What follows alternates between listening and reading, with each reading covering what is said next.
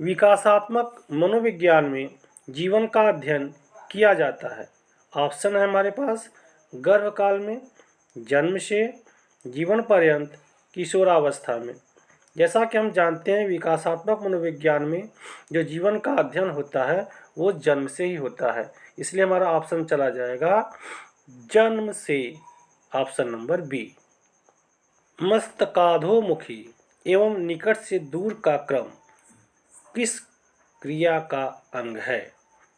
Option हमारे पास है चेतना, विकास, विवृद्धि, संशोधन। तो ऑप्शन चला जाएगा हमारा डी के साथ संशोधन। संशोधन के माध्यम से ही मस्तकाधोमुखी एवं निकट के दूर का क्रम संयोजित और सुव्यवस्थित किया जा सकता है, इसलिए इसका सटीक उत्तर संशोधन ही है। लड़का पैदा होने के लिए उत्तरदायी क्रोमोसोम्स हैं। ऑप्शन हमारे पास XX, XP, XY, CZ।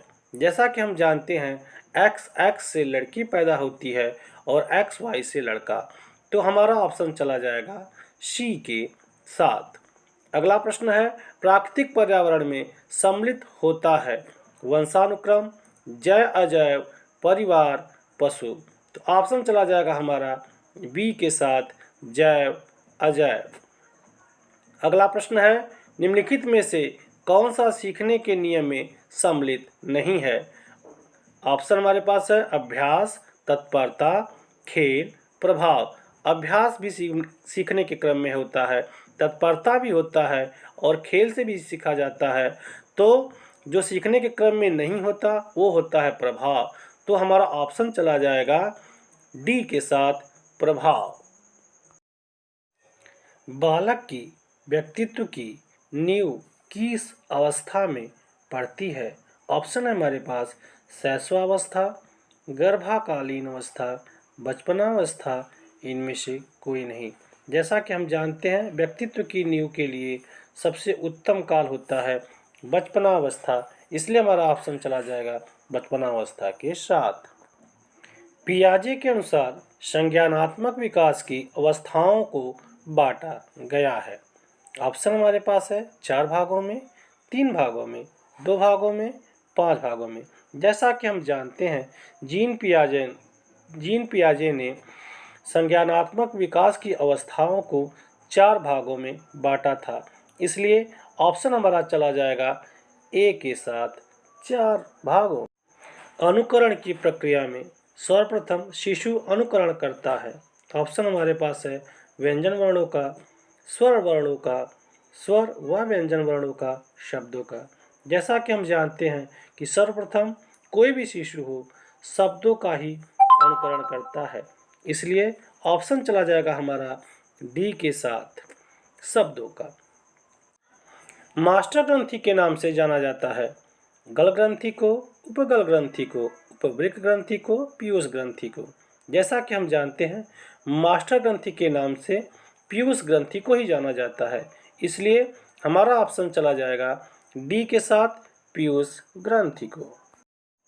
बालक की प्रथम पाठशाला है परिवार, समाज, गांव, विद्यालय। जैसा कि हम जानते हैं कि बालक की प्रथम पाठशाला उसका परिवार ही होता है, इसलिए हमारा ऑप्शन चला जाएगा ए के साथ परिवार।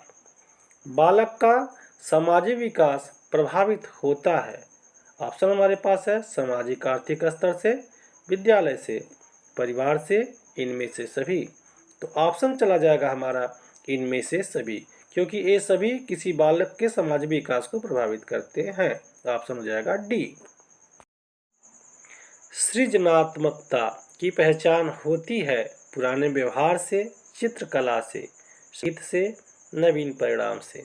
जैसा कि हम जानते हैं कि सृजनात्मकता की पहचान नवीन परिणाम से ही होती है, इसलिए हमारा ऑप्शन चला जाएगा डी के साथ। अगला क्वेश्चन है हम करके सीखते हैं किसने कहा? इसको कहा था, ऑप्शन हमारे पास है डॉक्टर मेंस, योकम, सिम्पसन, कोले, सनिक।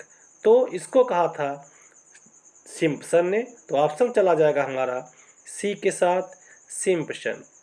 समस्या बालक है, यहाँ पे समस्यात्मक बालक होना चाहिए, मिस्टेक हो गया है। समस्यात्मक बालक है चोरी करने वाला, झूठ बोलने वाला, माता पिता का कहना न मानने वाला, इनमें से सभी। तो चोरी करने वाला हो चाहे झूठ बोलने वाला हो या माता पिता का कहना न मानने वाला हो, सभी बालक समस्यात्मक बालक के अंतर्गत आते हैं। इसलिए हमारा जो ऑप्शन चला जाएगा डी के साथ, इनमें से सभी। हस्तशिल्प की शिक्षा दी जानी चाहिए। ऑप्शन हमारे पास है सामान्य बालक को, पिछड़े बालक को, मंदबुद्धि बालक को, प्रखर बुद्धि बालक को।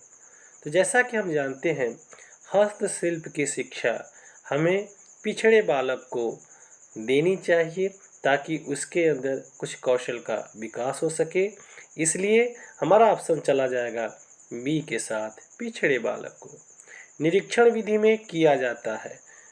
ऑप्शन हमारे पास है अपना अध्ययन, अपने व्यवहार का अध्ययन, दूसरों के व्यवहारों का अध्ययन, व्यवहार विश्लेषण। चूँकि निरीक्षण माने होता है ऑब्जर्वेशन, किसी दूसरे की गतिविधि को देखना, इसलिए सीधी सी बात हो जाएगी कि इसमें हमारा जो ऑप्शन लगेगा वो चला जाएगा सी के साथ, दूसरों के व्यवहारों का अध्ययन।